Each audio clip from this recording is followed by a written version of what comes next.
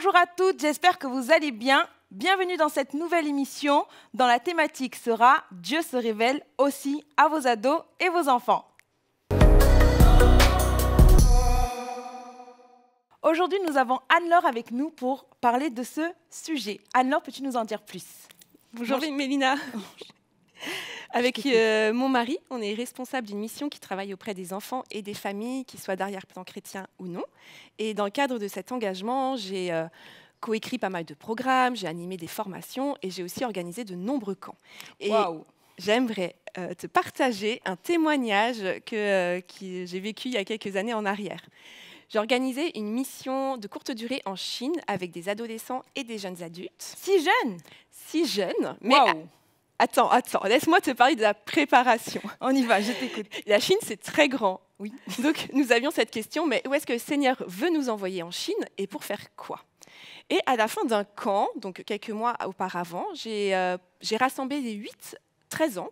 Ah oui, c'est encore plus jeune que des ados. Encore plus jeunes. Et pour aller en Chine? Non, pas pour aller en Chine. Je voulais qu'ils prennent part au projet à leur manière. Ils n'allaient pas pouvoir voyager avec nous. D'accord. Mais j'avais envie qu'ils y participent. Donc, j'aurais présenté le projet, comme ce que je viens de te dire. La Chine, c'est très grand. Où est-ce que le Seigneur va nous envoyer? Et puis, on a vu ensemble comment est-ce que Dieu pouvait nous parler, au travers d'images, au travers de pensées, au travers de versets. J'ai prié et puis on a pris un temps d'écoute. Avec les enfants. Donc, en fait, là, tu es dans ta préparation pour cette mission-là. Et tu as pris les 8-12 ans pour préparer la mission et voir avec eux ce que Dieu allait leur révéler. Exactement. Waouh. Pour avoir notre plan de route. En tout cas, c'était mon attente. Tu avais des attentes particulières. Voilà, c'était ton attente. De route. Okay. Après le moment de silence, je prends une feuille, un crayon, et puis je commence ce tour en leur demandant mais qu'est-ce qu'ils ont reçu. Et le premier enfant me dit un palmier. Le deuxième me dit une plage, du sable fin, la mer. Le troisième, une île. Tu leur as dit qu'on portait pas à Bora Bora? C'est exactement ce que je me suis dit. Alors, moi, je les remerciais, genre, oh, merci d'avoir écouté Dieu. Mais à l'intérieur, j'étais complètement paniquée. Je me disais, mais Seigneur, je sais que tu te révèles aux enfants, je sais qu'ils sont capables de t'écouter, mais il se passe quoi là? On leur a parlé de projet d'été et ils sont en train de m'inventer une île paradisiaque, mais c'est pas du tout le plan. Là, le plan, c'est la Chine. Les pagodes, les petites lanternes rouges, les chapeaux pointus. On a toute notre image de la Chine, en effet. Donc, je fais le tour. Je note, je conclue, je remercie. Waouh, bravo, vous êtes vraiment capable d'écouter Dieu, etc. Et en fait, je rentre chez moi dépitée et je range la feuille dans un tiroir de mon bureau et j'oublie cette feuille. Waouh. Donc, même toi, impliqué, et je crois sincèrement que tu crois que Dieu se révèle aux enfants, mais là, il y a un doute qui s'installe ou il y a quelque chose qui... Ça ne matchait pas. Clairement, ça ne matchait pas. Selon toi? Bien sûr, selon moi, laisse-moi finir. Mais heureusement, on a des relations et Dieu nous fait grâce et il est bon avec nous. Donc, de fil en aiguille, on est mis en contact avec une responsable d'un orphelinat. Et le plan serait d'aller dans cet orphelinat, s'occuper des enfants, jouer avec eux, soulager l'équipe, faire du ménage, peut-être des travaux de restauration. Donc, ça correspondait vraiment au profil de notre équipe. Tu sais où c'était ? Où était ce lieu? En Chine? Figure-toi, en Chine, à Macao plus précisément. Et Macao, c'est une île au sud-est de la Chine, près de Hong Kong. Wow. Et quand je suis arrivée là-bas, qu'est-ce que j'ai vu? La plage de sable fin qui entoure l'île, les cocotiers, les palmiers, etc. En fait, si suite à notre temps d'écoute avec les enfants, j'avais fait Google Earth, je pense que j'aurais trouvé cette île assez rapidement et puis j'aurais pu dire hey, les enfants, ce que vous avez reçu, c'est là où le Seigneur nous envoie et ça existe vraiment en Chine. Sauf que j'ai limité les enfants dans leur écoute de Dieu parce que je n'ai pas cru que ce qu'ils avaient reçu c'était la parole de Dieu, ou en tout cas, ce n'est pas ce que j'attendais de la part du Seigneur. Parfois, ça peut être le paradoxe de dire que oui, on croit en effet, mais quand la réponse est différente de ce que l'on pense, on pense qu'en fait, finalement, on n'a rien entendu, que ce n'était pas une réponse, mais alors qu'elle était juste devant nos yeux, en fait. Tu as pu leur dire aux enfants, du coup, derrière? Alors, on n'a pas forcément rebondi parce que c'était lors d'un camp, donc il n'y a pas forcément les mêmes enfants qui viennent. Et puis, eux, ils n'ont pas suivi mon processus.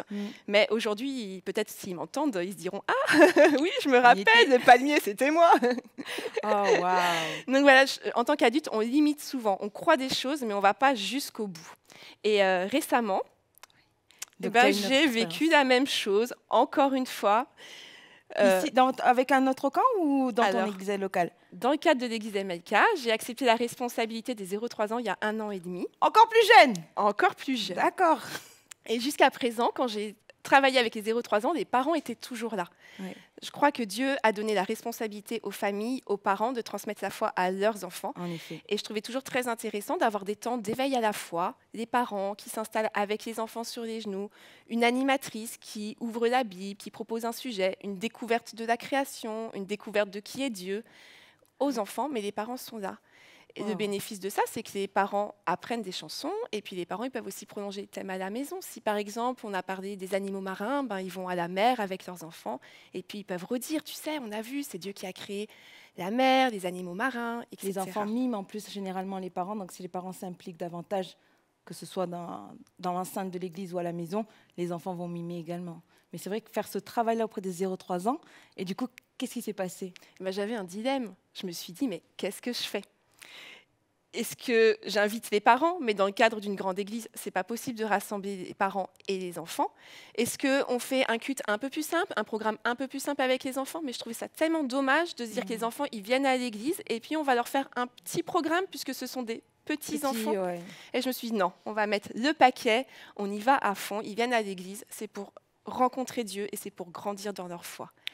Et là, encore une fois, alors que je ne pensais pas que c'était je pensais pas que les enfants ils pouvaient grandir dans la foi sans être en contact avec leurs parents qui leur transmettaient ça. J'ai été surprise, le Seigneur m'a surpris. Les enfants, ils chantaient à la maison, ils fredonnaient des airs qu'ils avaient appris le dimanche matin.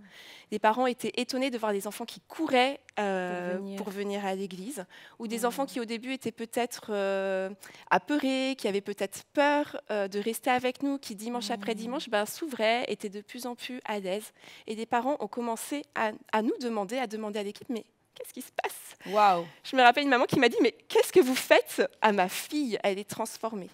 Un autre parent qui a dit, mais mon enfant, il pleure tous les jours pour aller à l'école, mais pour l'église, il vient en sautillant et en chantant. Wow. Et là, j'ai réalisé en fait que le petit enfant, il pouvait être vecteur de changement et de transformation dans sa famille. Ce qu'il recevait dimanche matin, ça prenait vie en lui et ça prenait forme à la maison. Et les parents, ils étaient interpellés comme ça. Exact. Alors, merci infiniment pour ce beau témoignage. Si tu avais un conseil à donner à toutes les personnes qui interviennent auprès des enfants et des ados, que leur dirais-tu? Alors, je te dirais, toi qui as des enfants dans ton entourage, peut-être que tu es parent, peut-être que tu es tata, peut-être que tu es cousin, grand frère, grande sœur, animateur, peu importe, transmets ta foi aux enfants qui sont autour de toi. Tu aimes la Bible, lis la Bible avec eux. Tu aimes prier, prie. Tu aimes chanter, chante. Tu aimes faire du sport, tu aimes jouer. Ça passe aussi par le jeu, alors joue et du plaisir avec les enfants. Et j'ajoute un deuxième conseil. Va jusqu'au bout de ce que tu crois.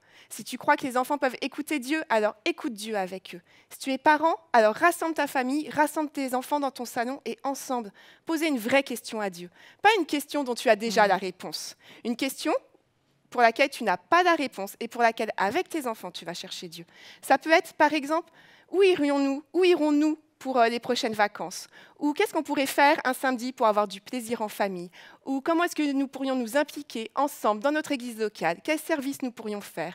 Ou qui dans notre quartier a besoin d'aide? Et écoutez Dieu ensemble, vous allez être surpris. Anne-Laure, est-ce que je peux te demander de prier pour toutes les personnes qui vont regarder cette émission, s'il te plaît? Avec grand plaisir, Mélina. Seigneur, tu nous invites à ne pas mépriser aucun des enfants et je prie que tu nous fasses cette grâce, nous toutes, qui croyons en toi et qui t'aimons d'avoir ton regard sur les enfants et d'aller jusqu'au bout de ce qu'on croit. Merci pour la passion que tu nous as donnée à chacune et donne-nous cette grâce de pouvoir la transmettre à nos enfants, aux enfants de notre entourage, aux enfants de nos enfants, à nos neveux et à nos nièces. En ton nom, Jésus. Amen. Amen. C'est la fin de notre émission. Je vous remercie à toutes de l'avoir regardée. N'hésitez pas à la partager afin de bénir le plus grand nombre et on se revoit très bientôt. Une excellente journée à tous.